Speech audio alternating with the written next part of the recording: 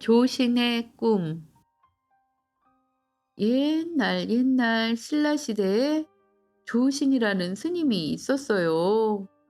태규사라는 아주 큰 절에서 조신에게 절의 땅을 관리하라 하였죠. 그런데 조신이 관리하는 땅에 사또의 딸이 아름답기로 아주 유명했어요. 어느 날이었어요. 조신이 지나가던 사또의 딸을 보게 되었는데 그 딸이 너무나 아름다워 한눈에 반하게 되었답니다. 조신은 바로 상사병이 나서 그만 쓰러질 지경이 되었죠. 그래서 조신은 가는 보살님께 가서 빌었어요. 가는 보살님, 제발 제가 사또의 딸인 김낭자와 혼인하여 같이 살 수 있게 해 주십시오. 조씨는 그 후로 매일매일 가는 보살상 앞에 가서는 김낭자와 혼인할 수 있게 해달라고 빌었답니다. 그렇게 몇 년의 세월이 지나가게 되었어요. 그런데 어느 날 조씨는 뜻밖의 소식을 듣게 되었어요. 김낭자가 다른 지방의 사또의 아들과 혼인하게 되었다는 것이었죠. 너무나 놀라고 실망하게 된 조씨는 바로 가는보살상 앞에 와서 말했어요. 가는보살님, 어떻게 이러실 수가 있습니까? 제가 김낭자를 연모하여 혼인하여 같이 살게 해달라고 빌고 또 빌었건만 이번에 김낭자가 다른 지역으로 혼인해서 떠나게 되었다니요. 제가 몇 년을 한결같은 마음으로 그토록 간절히 빌었는데 어떻게 제 소원을 들어주시지 않으십니까? 제가 앞으로 가는 보살님께 어떻게 기도를 드릴 수가 있단 말입니까? 제 필생의 소원이 이렇게 되어야 한다니 저는 이제 어찌 살아야 할지 모르겠습니다. 이렇게 원망을 쏟으며 가는 보살상 앞에서 통곡하던 조씨는 몇 시간을 울었는지 그만 깜빡 잠이 들었어요. 그런데 자다가 문소리가 나서 돌아보니 김낭자가 들어오는 것이었어요. 김낭자가 말했어요. 저는 일찍이 스님을 한번 뵙고 알게 되어 마음속으로 사랑해서 잠시도 잊지 못하였어요. 하지만 부모님의 명령에 못 이겨 억지로 딴 사람에게 시집갔다가 이제 스님과 부부가 되기를 원해서 돌아왔습니다. 그러니까 조씨는 매우 기뻐하며 그녀와 함께 고향으로 돌아갔어요. 그리고 김낭자와 같이 살며 40년 동안에 자녀를 5명을 두고 살았죠. 그런데 스님으로 살아온 조씨는 다른 능력이 없고 배운 것도 없어 돈을 벌 방도가 없었지요. 귀한 집 아가씨였던 김낭자도 마찬가지였어요. 그러다 보니 살림은 엉망이 되어 집은 다만 내 벽뿐이고 겨우겨우 먹었던 좋지 못한 음식마저도 계속 구할 수가 없었어요. 그러니 마침내 꼴이 말이 아니게 되어서 식구들을 이끌고 사방으로 다니며 얻어먹고 지내게 되었지요. 그렇게 10년 동안을 산지 사방을 돌아다니며 빌어먹고 살게 되니 옷은 여러 조각으로 찢어져 몸도 가릴 수가 없을 정도였죠. 어느 날 고향 근처 마을을 지나가게 되었는데 15살이 되는 큰아이가 계속되는 굶주림을 견디지 못하고 죽게 되었어요. 그러니 조신과 부인은 온몸으로 통곡하면서 아들을 길가에 묻었답니다. 남은 네 식구를 데리고 그들 부부는 어느 시골 마을에서 길가에 폭감 같은 집 하나를 짓고 살았죠. 그렇게 세월이 흘러 조신과 부인은 늙고 병이 들었답니다. 그러다 어느 날 굶주려 일어나지도 못하니 10살밖에 안 된 어린 딸이 밥을 빌어와 그 밥을 나누어 먹었지요. 그러던 어느 날 그 딸이 동네에 다니다 사나운 마을개에게 물려버렸어요. 아이가 집에 돌아와 말했어요. 제가 동네 사나운 개한테 물렸어요. 이것 좀 보세요. 계속 피가 나요. 너무 아파요. 하고 우니 조신과 그 부인도 목이 메어 말을 할 수 없었지요. 부인이 눈물을 씻더니 말하였어요. 내가 처음 당신을 만났을 때는 얼굴도 아름답고 나이도 젊었으며 입은 옷도 깨끗했지요. 맛있는 음식 하나라도 당신과 나누어 먹었고 옷이 하나라도 당신과 나누어 입었어요. 집을 나온 지 어연 40년 동안에 당신과 정이 깊어 사랑도 굳어졌으니 우리의 인연이 정말 두터운 인연이지요. 하지만 근래에 들어 쇠약한 병이 날로 더해지고 굶주림과 추위도 날로 더해오는데 남의 집 겹방살이에 하찮은 음식도 빌어서 먹을 수가 없게 되어 이제 문전 걸식하는 부끄러움이 산과도 같이 무겁습니다. 아이들이 추워하고 배고파해도 이렇게 돌봐주지 못하는데 부부간의 애정이 무엇입니까? 붉은 얼굴과 예쁜 웃음도 풀이의 이슬이요. 난초 같은 약속도 바람에 나부끼는 버들가지입니다. 이제 당신은 내가 있어서 더 누가 되고 나는 당신 때문에 더 근심이 됩니다.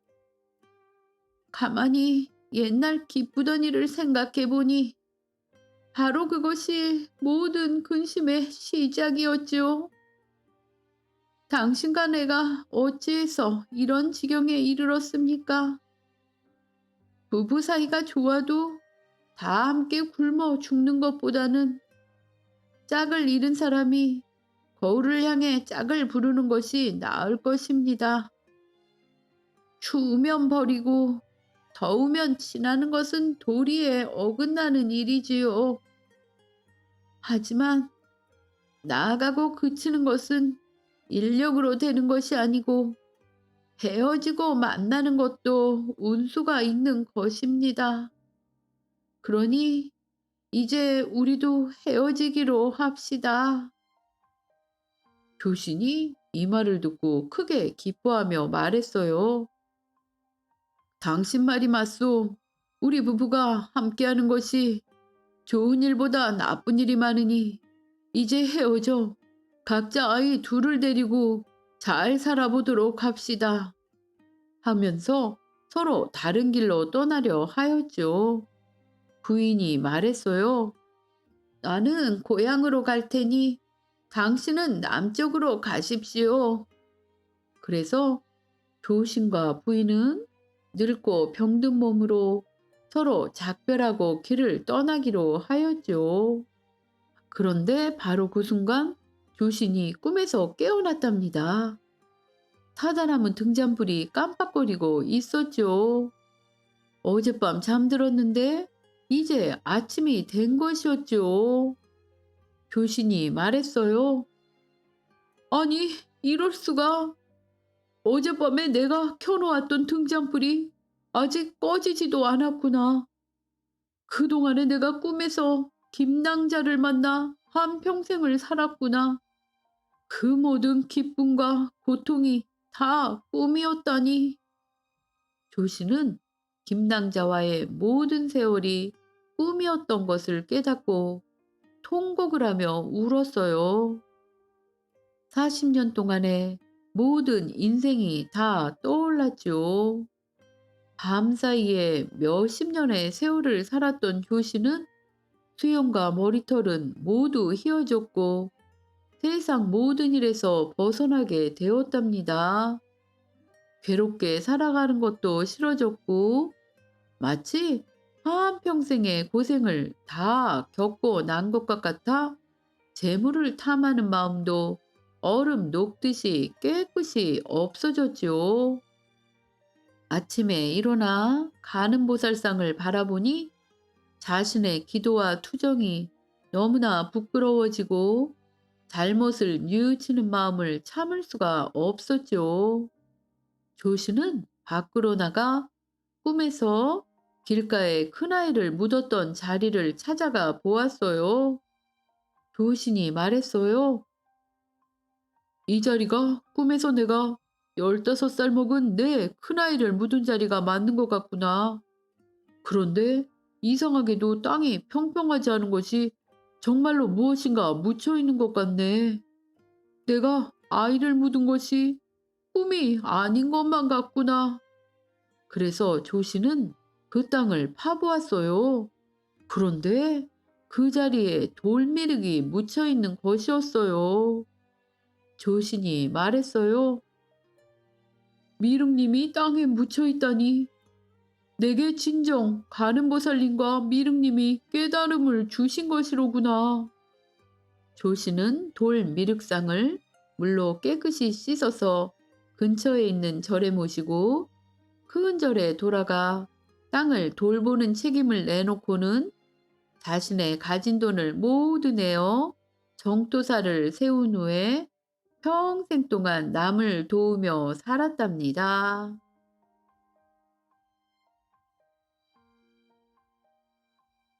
강을 옮긴 용. 옛날 옛날 김서방이라는 사람이 살고 있었어요. 김서방은 형편이 어려워 날마다 새끼를 꼬고 집신을 삼아 판 돈으로 하루하루를 힘겹게 살아가고 있었죠. 그렇지만 마음은 따뜻하고 인정이 아주 많았답니다. 어느 날 김서방이 집신과 새끼를 한가득 짊어지고 장으로 가서 가게에 팔아서 돈을 받고 집으로 돌아오는 길이었어요. 그가 대농강까지 다가왔을 때 벌써 해가 져버리고 사방은 캄캄해 앞에 있는 사람의 얼굴도 알아볼 수 없었지요. 벌써 날이 저물었구나 하고 김서방이 걸음을 재촉해서 집을 향해 걷고 있었어요. 그런데 갑자기 강가 풀숲 사이로 시꺼먼 무언가가 쑥 일어나 나와서 깜짝 놀라 살펴보니 지게에 가득 커다란 물고기를 짊어진 어부였어요. 어우 깜짝이야. 난 또 뭐라고. 김서방은 혼잣말을 하면서 어부가 길 위로 올라서 걸어가자 그 뒤를 쫓아가기 시작했죠. 뒤에서 따라가며 보니까 어부가 낑낑거리면서 간신히 걸음을 떼어놓을 만큼 지게 위에 있는 물고기는 아주 커다랐어요. 김서방이 천천히 가서 어부에게 말을 시켰지요. 그게 무슨 고기입니까? 잉어라오. 그렇게 큰 잉어를 어디서 잡았어요? 이 강에서 잡았다오. 어우, 굉장히 큰 물고기입니다. 하고 그렇게 말하면서 김서방은 뒤개두로 바짝 다가가 잉어를 내려다 보았어요. 그런데 아직 산채로 펄쩍펄쩍 뛰고 어둠 속에서 그를 올려다보고 있는 잉어가 이상하게도 눈에 눈물을 가득 머금고 자신에게 애원하는 것처럼 생각되는 것이었어요. 에이, 이렇게 무겁네. 하고 어부가 힘든지 길가에 지게를 내려놓고 쉬는 동안에 김서방도 발걸음을 멈추고 다시 잉어를 쳐다보았어요. 그런데 잉어의 눈에서는 정말로 쉴 새 없이 눈물이 흘러내리고 있었답니다. 그래서 김서방은 잉어가 불쌍한 생각이 들어 어부를 향해 물었어요. 이보시오, 이 잉어를 내게 팔지 않으려오? 값만 제대로 쳐주면 팔고 말고요. 그럼 얼마를 드리면 됩니까? 두 냥만 주시구려. 마침 김서방은 오늘 새끼를 꼬고 집신을 엮어 만든 돈 두 냥이 있었어요.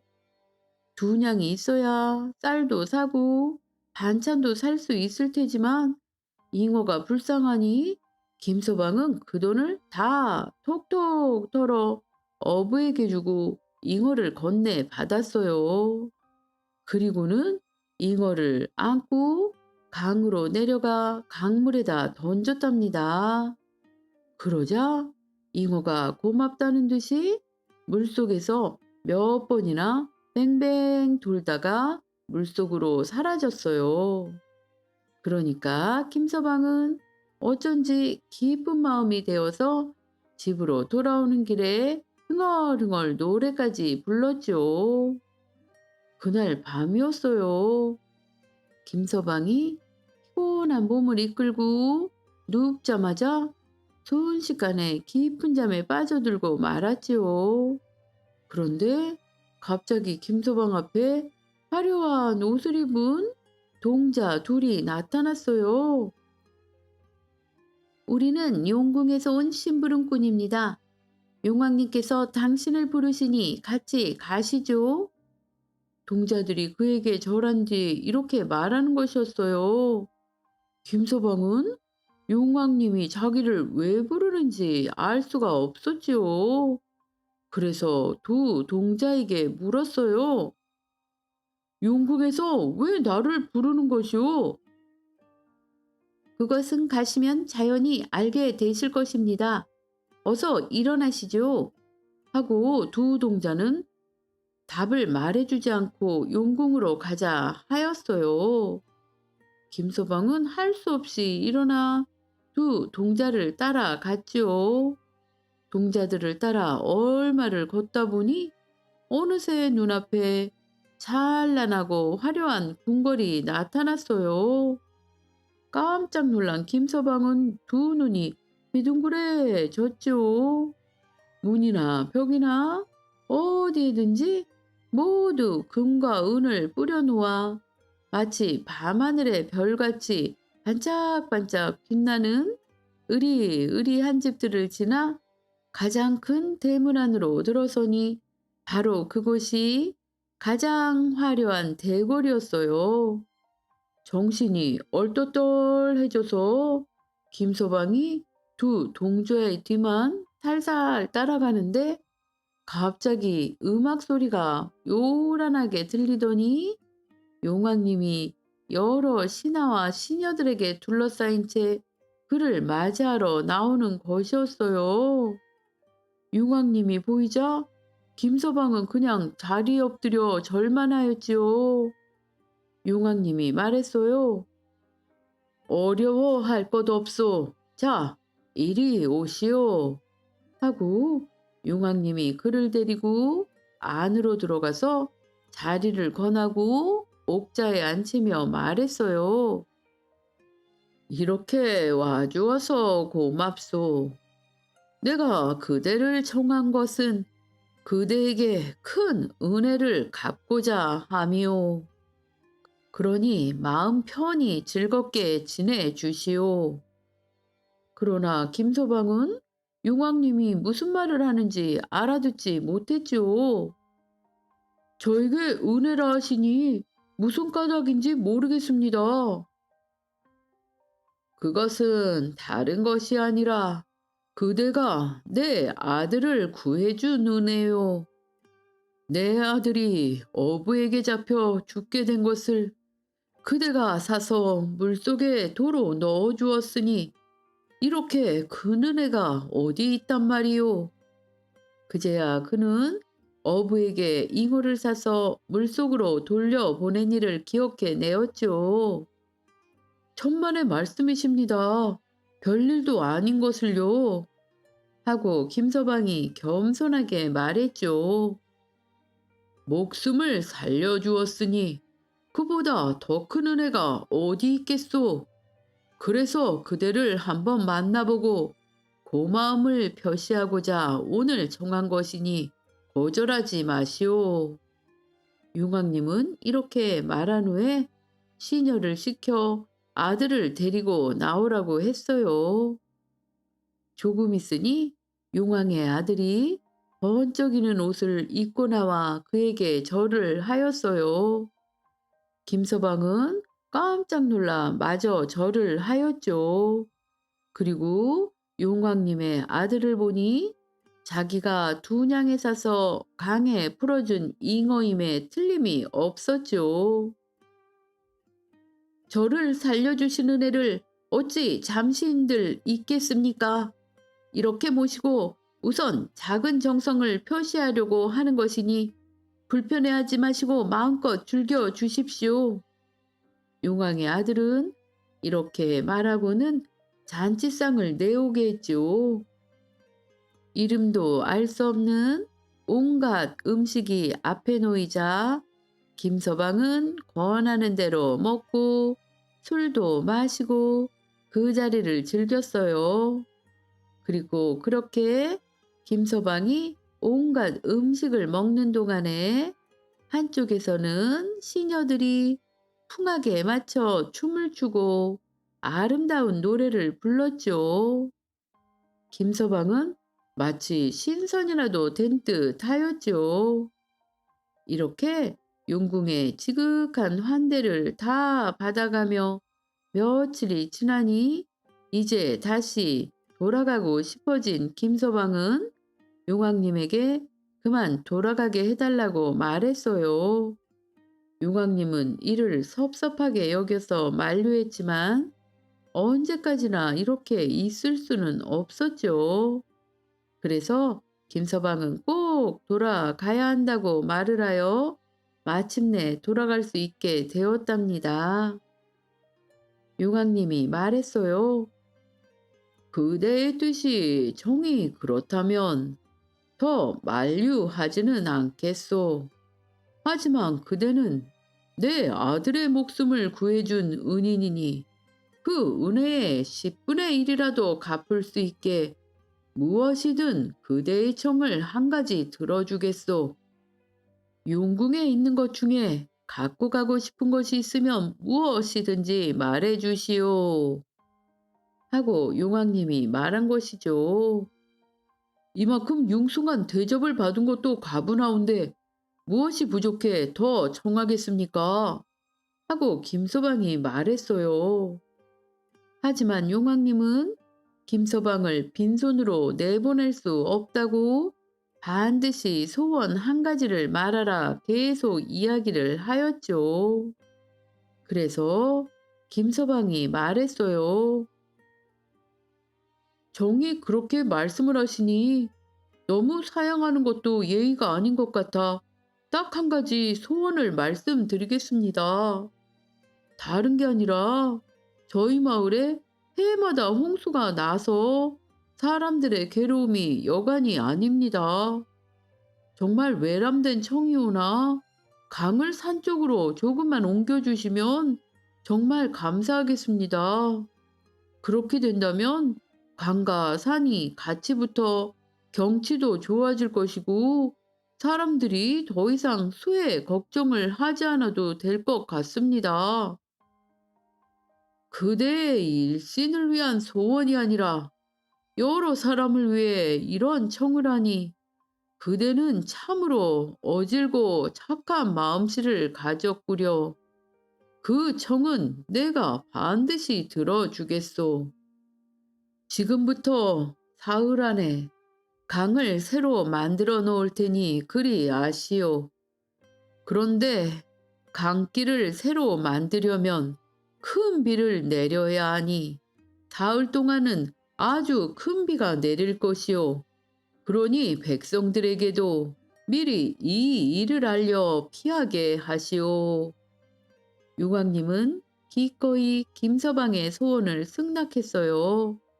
김서방은 몇 번이나 감사하다고 절을 하고 용왕님과 그의 아들에게 작별을 고하고 용궁을 나왔죠.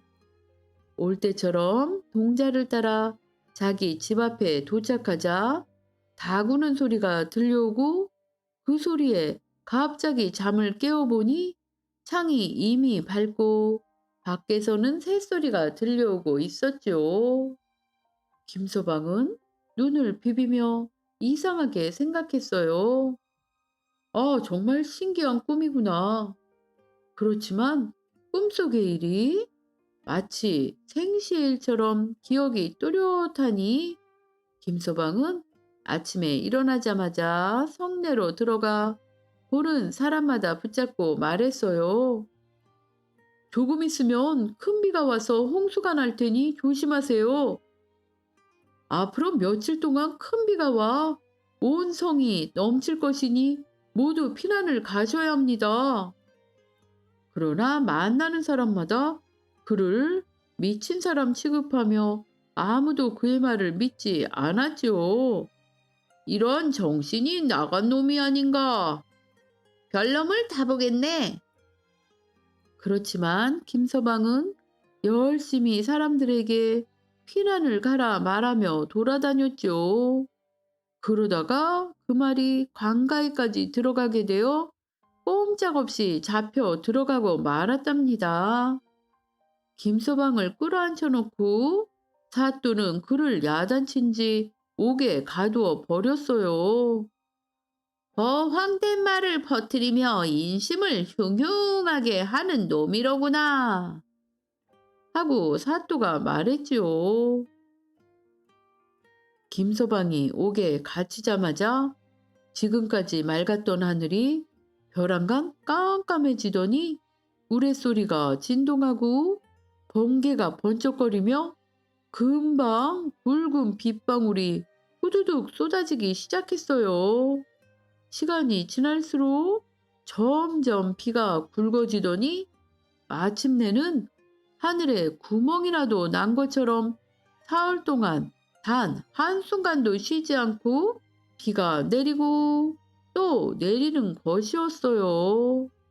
그래서 점점 강물이 불어넘쳐 나중에는 온 마을이 바다로 변해버리고 말았지요.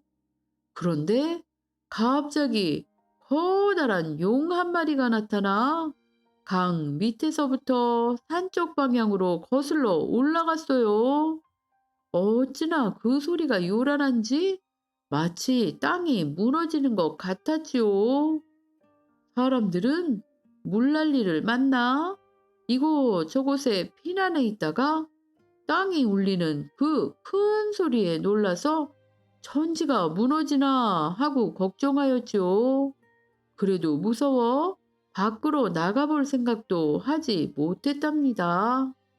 이윽고 용이 올라간 자리를 따라 땅이 크게 파였어요.